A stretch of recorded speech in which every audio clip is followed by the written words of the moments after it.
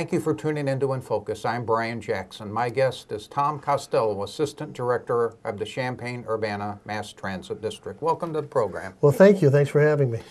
Tell us a little bit about yourself. I'm originally from Chicago. I came down here in 1972 to go to graduate school at the University of Illinois. I ended up working part-time at the MTD in 1974. And I've been with the Mass Transit District since '74, and the rest, as they say, indeed is history. How much has the MTD changed over the last, since you've been there and since the history of the MTD? Well, it's changed significantly. There's been a large amount of change. Let me kind of put this in perspective for you.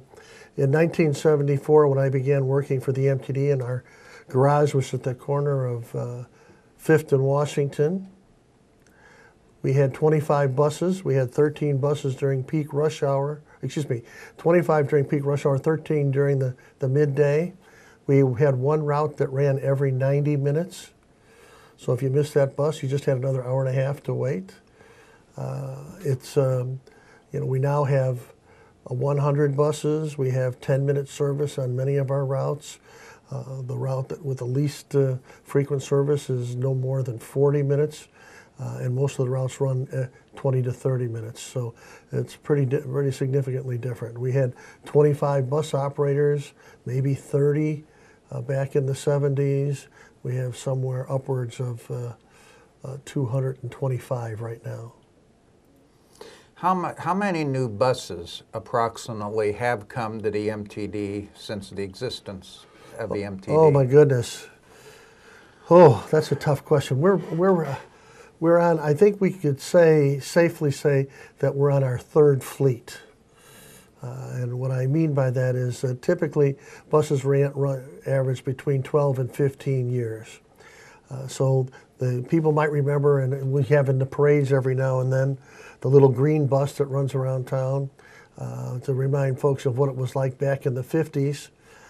We had a fleet that came in 1971 and 1970 buses, some of which were from Peoria and purchased used in the 70s.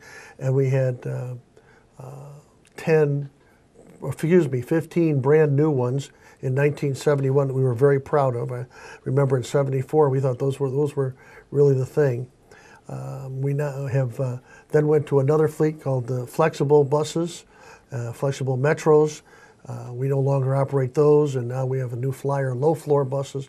And so that's really our third fleet, and we're heading toward the fourth fleet now, where we have the second generation of new flyer buses, all of which are low floor and easily handicapped accessible. So quite a few. And like I said, we started originally with 15 new buses and 10 used ones from Peoria, and now we have a fleet of over 100. A lot of them sure gotten bigger in the last few years. Well, they have. When we first started, our buses were 96 inches wide and 35 feet long. And what happens is, as we carry more and more passengers, we need more and more capacity. And certainly, if you had asked me in the 1970s that we'd be operating 60-foot articulated buses, much as what they have in the bigger cities, I would have never believed it. On the other hand, I think if you've ever seen them travel down the street in some of the more crowded areas, you can see that even at that, they're really quite crowded. How many passengers ride the MTD in a given year, approximately? Well, that's a good question. I'm glad you asked that. I couldn't have paid you to ask that question. This year, we'll, for the first time, we'll exceed 11 million. Now, oftentimes when people say, well, what does that mean? Well, what it means is that 11 million times someone set foot on an MTD bus. We may have some people who ride 3 or 4 times a day. We have people that ride occasionally. But whatever that may be, over 11 million passengers rode with us this year, and we continue to see our ridership trending upwards. We thought that we had really plateaued at about 8 million. But as our service increases and also as our ridership increases, we can see it continues to edge upward. What services are offered at the MTD, like to people that ride the buses? What kind of services does the MTD offer and for people who want to ride the bus? Well, we have a whole host of services. Obviously, we have our regular fixed route service, and that's what everybody pretty much thinks of. That's how we ride the bus. You stand on the corner, the bus comes at the time you expect it to be there, and we pick you up and we take you where you're going to go. We have service for people with disabilities and senior citizens, which is a paratransit service, which is demand responsive. You pick up the telephone, the van comes and picks you up and then takes you to your location. We have a large number in particular of folks that we take to dialysis every single day, 7 days a week that we're doing that. We also have some services in the outlying areas called our direct service. And what that service does is, in fact, is very much a little bit like Dial-A-Ride, where you can dial the number, the van will pick you up at home, and then connect you with a regular route service somewhere along the way. Typically, we do that in areas that are not quite as heavily used during particular times. For example, on weekends in Southwest Champaign, we probably don't need a route running down the street every half hour, but we can still serve the public with a telephone call. So those are really the three basic kinds of services that we operate. Tell us a little bit about the customer service desk. What do they offer? I know that they offer photo IDs and the dash card. What is the dash card? The dash card is for folks over 65 and people with disabilities. Once you receive your dash card, which is good for 3 years, it's a photo identification, and we're fortunate enough in our town that that dash card permits you to ride the regular MTD route service at no charge. So it's the gold card of public transportation that we offer here for our seniors and for folks with disabilities. And you can get that down at Illinois Terminal, as you suggested. For many years, the public face of the MTD was in Urbana on East University Avenue, and everyone had to come there to get everything they need. Well, once Illinois Terminal was built in 1999, people were able to then go to a more central location and get all of the kinds of things that they typically would need from the MTD. So our public face, lost and found, dash card, information, job applications, all that's available from our customer service desk at Illinois Terminal. Okay. Why was the Southwest Direct abandoned, or is being it's in the process of being abandoned? Well, we replaced that with regular route service. The primary reason was that one of the things that we try to do is, as we have direct service in areas where we don't think we have significant enough ridership to provide a regular route. As we began seeing the demands on Southwest increase and the passenger demands, well, that vehicle that was out there couldn't keep up with the demand. So at that point, what we do is we then create a regular route, which is what we have out there now, to take its place. So I guess the bad news is you can't call and have that vehicle come to your house right now. The good news is there's significant enough ridership out there that we have regular route service every 30 minutes going in both directions in that area. Also, the Ruby was added in August. Correct. And the same principle applies. We had enough ridership in the particular area in northwest Urbana, I had to think about that, northwest Urbana, that we felt that it merited having its own route and having a regular route service so that people know exactly what time the bus will be there, and it makes its connections through downtown Urbana. Same thing, we had enough ridership that we felt that it merited having a route versus just having an on-demand service. Okay, tell us what they are going, that the MTD will probably be going to the YMCA in January, probably. As of now, they will probably, looks like they will be going there. How much frequently would they be going, or how frequently would they be going to the YMCA, and why was the decision made to expand to the YMCA? Well, I think we'll start with why the decision was to expand. Some months ago, our Board of Trustees indicated that should the Southwest Mass Transit District make some significant move toward dissolution, that we would then provide service to areas that they currently are that are currently in their district but have no service. The bottom line is what that means is dissolution of Southwest Mass Transit then gave us access to serving the Y. So that's pretty much how we got to that direction, and that was the promise, or implied certainly from our board, that if that took place, we would then provide service. So as a result of that, at its most recent meeting, the Board of Trustees said, all right, that's been done. Now what are we going to do to provide service? The staff has suggested that we can most immediately provide what we call direct service, the ones that we've been talking a little bit earlier in the show about.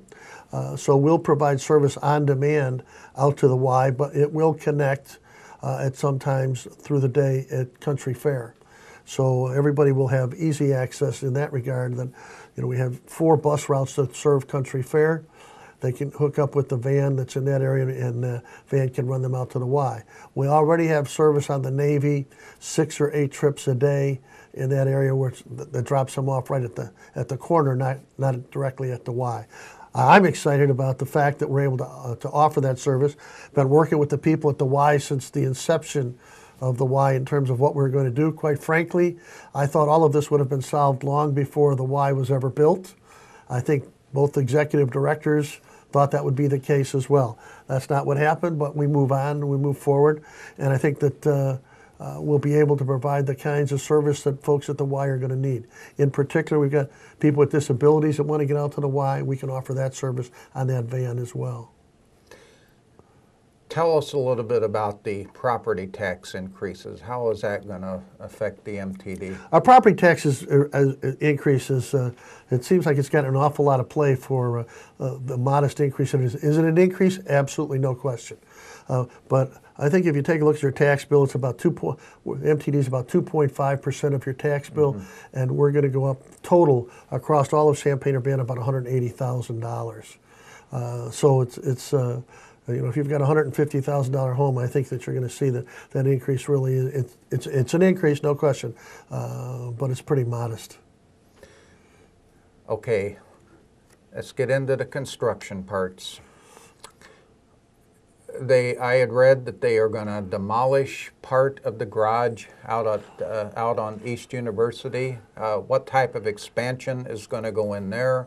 And the second part of my question is, are there future plans to expand the Illinois terminal in Champaign? Both really great questions, and at this point I can say both of those. Can't say yes for sure to either one of those. We have a building right now that's 39 years old.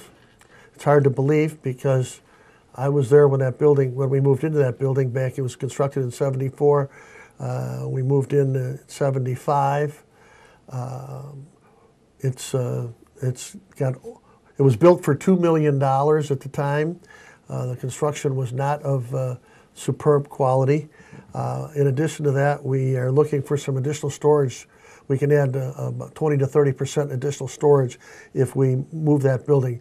When we say demolish, we're also talking about really reconstructing the garage so that we're able to store more vehicles inside. We're looking at some grants and some other things to see if we can put that together. No definitive decision has been made. We've taken a look at the preliminary stuff, and we're going to see if we can move that along. So I can't say that that's absolutely going to happen.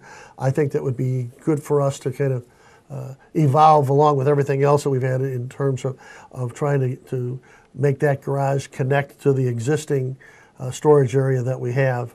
And I think that it certainly would create some real efficiencies for us, and also let us get out from underneath a rather aging physical plant that's increasingly costly in the maintenance area. As for Illinois Terminal, we are about to begin a study. Illinois Terminal is completely filled up. It has been for several years. We think there's some other opportunities in downtown, not the least of which is when we opened up Illinois Terminal, we had the MTD and we had Greyhound and we had Trailways. Now we have 4 other bus companies that are serving that, running somewhere between 3,000 and 4,000 passengers a day running through Illinois Terminal one way or another. We're looking for some expansion for our inner city simply because of how much ridership they're carrying. We're also finding perhaps the need to expand an area for Amtrak, because Amtrak continues to have out-the-roof ridership as they added a third train a day. Were it up to me, they'd add one or two more. So then we have some additional ridership in that area. But again, that's all in a very preliminary stage. We're going to have a study done. We're going to take a look at it and see if that's the right thing for us to do. I would imagine that most of your routes, you go to the people that want to drop off money for the Salvation Army and for the DSC tree, probably, right? Most of your routes probably go there? Well, if they want to come to Urbana Walmart on Saturday, I'll be ringing the bell and they can stop and put some money in the bucket that I'm ringing. How's that? Thanks for helping me out with that. Yeah, I look pretty good. Yeah, and we go past the DSC tree as well. Yeah, because a lot of people are mostly interested in that this time of year. Absolutely, absolutely, and we're there for them, and we're happy to help them make those contributions to folks in the community. Tom, anything else you'd like to add? No, I think that this is a great time for the MTD, and we're proud to be a part of Champaign-Urbana. I think that that's goes without saying. The most important thing, obviously, is to continue to serve our customers the way we have. Proud of our bus operators, proud of our mechanics. We think they do a really good job almost every day, and we look forward to the kind of service that we can provide and look forward to a real active future. What is the long-term goal of the MTD in closing? Making this a community where public transportation works and not something where people have no idea what it's all about. Something that people really realize that they do have alternatives to driving a single driver vehicle. They can have choices. If they want to drive, they can. If they want to use public transportation, we can make it convenient for them to use that as well. How many passengers ride the MTD yearly, approximately? Well, about 11 million this year. On a good snowy day, somewhere between 50 and 60,000 a day. Tom, thank you very much for joining us for the program. Thanks for having me. It was my pleasure.